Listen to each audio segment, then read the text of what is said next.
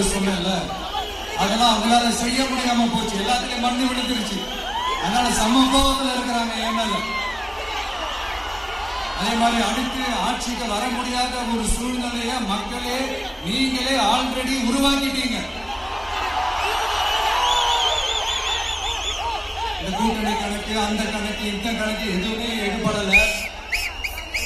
இந்த அரித்மெட்டிக் கணக்கு, மேத்தமேட்டிக்ஸ் கணக்கு எல்லாமே மண்ணுக்குள்ள புதைச்சிட்டீங்க. அப்புறம் இந்த கொள்ளையடிச்சு வச்சிருக்கிற அந்த பணத்தை எல்லாம் வச்சு கல்லாப்பட்டி கூட்டணின்னு ஒண்ணு சேர்த்து வச்சிருந்தாரு. அது எல்லாமே இப்ப கலகலத்து போய் நிக்குது. டாப் தனியா, பாட்டம் தனியா, ரீப்பர் தனியா, ஜாயிண்ட் தனியா, அப்படி நிக்குது தனித்தனியா. எல்லாமே அப்படியே ஒட்ட வச்சுக்கிட்டு இருக்கிறாரு. கூட்டணி கட்சிக்காரங்களே ஒருத்தருக்கு ஒருத்தர் ஓட்டு போட்டுக்க மாட்டாங்க போட்டிருக்கு. அப்படி இருக்கு நிலைமை இந்த திமுக கூட்டணியில. சரி, இவங்களுக்கு தான் இந்த நிலைமைன்னு பார்த்தா இந்த பாஜக தலைமையில் மற்றும் பலர் அவங்க நிலைமை இன்னும் மோசமா இருக்கு. அதனால